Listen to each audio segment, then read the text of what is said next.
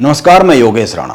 क्या उत्तराखंड के मुख्यमंत्री पुष्कर सिंह धामी अपने कैबिनेट मंत्री गणेश जोशी पर मुकदमा चलाने की अनुमति देंगे?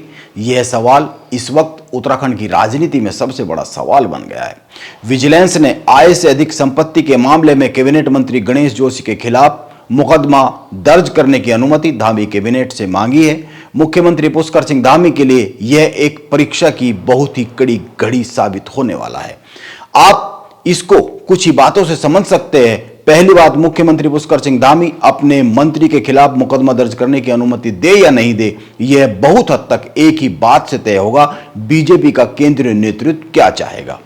अपने ही मंत्री पर मुकदमा दर्ज करने की इजाजत देना ना तो बीजेपी के लिए इतनी आसान बात रहने वाली है और ना ही मुख्यमंत्री पुष्कर सिंह धामी के लिए और ना ही बीजेपी के केंद्रीय नेतृत्व के लिए, क्योंकि इस एक ही मुकदमे के दर्ज होने से नरेंद्र मोदी के उस नारे को धक्का लगेगा जो उन्होंने जनता के बीच में दिया था, ना खाऊंगा ना खाने दूंगा। और दूसरी बात, इस एक मुकदमे के दर्ज होते ही कांग्रेस नेता पूर्व कैबिनेट मंत्री हरक सिंह रावत और बीजेपी सरकार के कैबिनेट मंत्री गणेश जोशी एक ही लाइन पर आकर खड़े हो जाएंगे। हरक सिंह रावत भ्रष्टाचारों के आरोप से घिरे हुए हैं और बीजेपी सरकार के कैबिनेट मंत्री पर भ्रष्टाचार निवारण अधिनियम के तहत आय से अधिक संपत्ति का मुकदमा दर्ज हो जाएगा।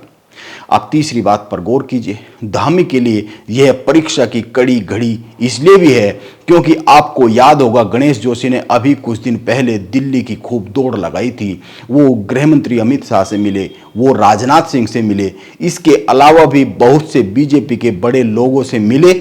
माना जा रहा है अपने खिलाफ आय से अधिक संपत्ति के इस मामले को लेकर वो केंद्रीय नेतृत्व से जुड़े बड़े लोगों से मिल रहे थे। इसीलिए पुष्कर सिंह धामी को अगर गणेश जोशी पर मुकदमा दर्ज करने की अनुमति देनी है तो इसके लिए बीजेपी के केंद्रीय नेतृत्व को मनाना होगा, जो कि इतना आसान काम तो लगता नहीं है। आसान इसलिए नहीं लगता है क्योंकि गणेश जोशी पर मुकदमा दर्ज होने का मतलब है कुछ सवालों का जन्म लेना। बीजेपी के मंत्री धन कमा रहे हैं, आखिर यह पैसा आ कहां से रहा है? यह नरेंद्र मोदी की ना खाऊंगा ना खाने दूंगा इमेज पर एक बहुत बड़ा सवाल बन जाएगा और सवाल उत्तराखंड सरकार पर भी बनेगा, जिसका कांग्रेस एक गीत बनाकर खूब गाएगी आने वाले केदारनाथ उपचुनाव में भी। इतने सारे सवालों के खतरों के बाद भी मैं कहूंगा मुख्यमंत्री पुष्कर सिंह धामी को हिम्मत दिखानी चाहिए और एक कड़ा संदेश उत्तराखंड की जनता तक पहुंचाना चाहिए।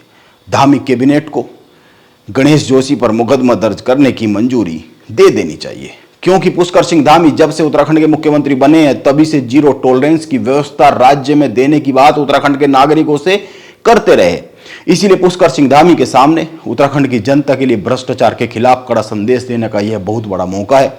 वैसे भी उत्तराखंड में पिछले 24 सालों से यह आरोप लगता रहा है उत्तराखंड को नेताओं और अफसरों ने मिलकर लूटा है। यह सही है, यह फैसला लेना इतना आसान काम नहीं है, बहुत कठिन है, लेकिन पिछले 3 सालों में धामी ने बहुत से कठिन फैसले लिए भी है।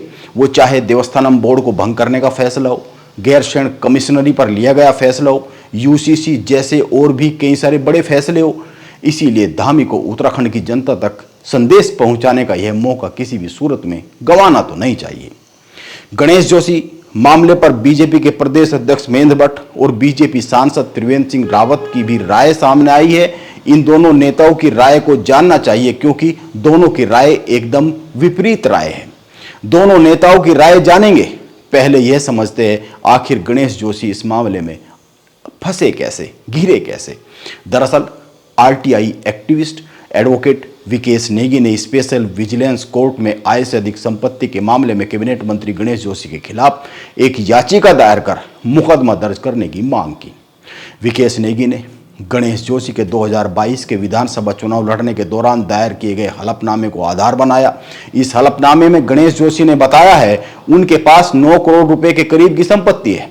एडवोकेट विकेश नेगी का तर्क था गणेश जोशी के पास राजनीति के अलावा आय का कोई अन्य साधन नहीं है। गणेश जोशी के आय रिटर्न के आधार पर विधायक और मंत्री होने के नाते पिछले 15 सालों में गणेश जोशी को 35 लाख रुपए वेतन मिला है, तो फिर 9 करोड़ रुपए की संपत्ति कहां से आ गई? इसी तर्क के आधार पर एडवोकेट विकेश नेगी ने विजिलेंस को शिकायत की।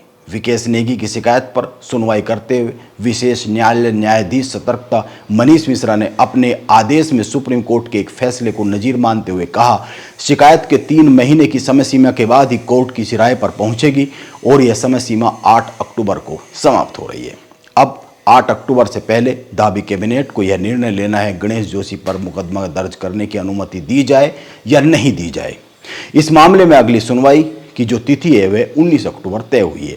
जब पत्रकारों ने इस संबंध में एक सवाल उत्तराखंड बीजेपी के प्रदेश अध्यक्ष महेंद्र भट्ट से किया तो उन्होंने बहुत ही साफ साफ कहा, यह सारे विषय सरकार के आंतरिक विषय है, इसीलिए उनका इस पर कुछ भी कहना बनता नहीं है। कानून अपने काम करता है, तो राजनीतिक दल का व्यक्ति का अध्यक्ष नाते मेरा कोई विषय बनता नहीं। पार्टी का कुछ नहीं बनता, वो पार्टी के विधायक है, मंत्री है, पार्टी के विधायक है जिन्होंने अनुमति ली है, कैबिनेट को डिसीजन लेना है, वो सारे विषय सरकार के आंतरिक मामले है, उसमें मुझे कुछ नहीं करना। मतलब पार्टी के किसी व्यक्ति पे ऐसा आरोप लगाएगा? आरोप कैसे कह दूं? आरोप आज के दिन कोई आरोप नहीं। कोर्ट में मामला तो चला गया। ठीक है, आप समझे, किसी व्यक्ति ने कोई विषय कहीं रखा जाता है, उसकी जांच होती है, जांच के बाद चीजें तय होती है। महेंद्र भट्ट यह बात बीजेपी प्रदेश अध्यक्ष के नाते कह रहे हैं, लेकिन बीजेपी के सांसद त्रिवेंद्र सिंह रावत लगता है अपनी राय बीजेपी के प्रदेश अध्यक्ष महेंद्र भट्ट से अलग रखते हैं।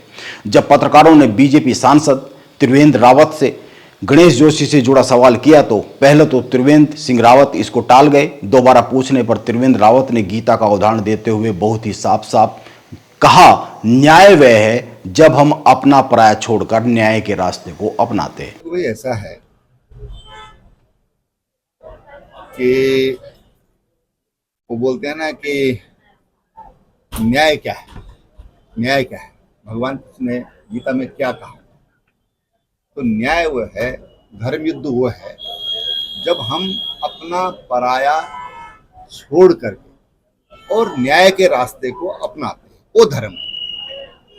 तो वास्तव में अगर हम चाहते हैं कि धर्म का राज्य हो तो उसके लिए बहुत जरूरी है कि धर्मानुकूल हमारा आचरण होना चाहिए, और उसमें आप लोगों की भी बड़ी भूमिका है।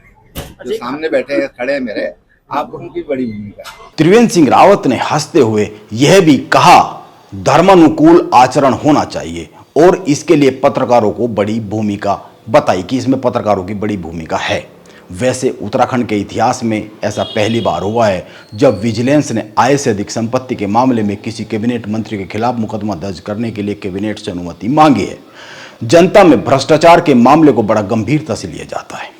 अगर किसी भी नेता पर भ्रष्टाचार का आरोप लगता है तो जनता में यह संदेश जाता है, यह जनता की गाढ़ी कमाई थी जो किसी नेता या किसी अफसर ने लुटा दी या फिर लूट ली। अब धामी कैबिनेट क्या फैसला लेगी, यह तस्वीर तो कैबिनेट के निर्णय के बाद ही साफ हो पाएगी। इसीलिए देखते हैं धामी कैबिनेट का निर्णय गणेश जोशी प्रकरण पर आता क्या है। नमस्कार, मैं योगेश राणा।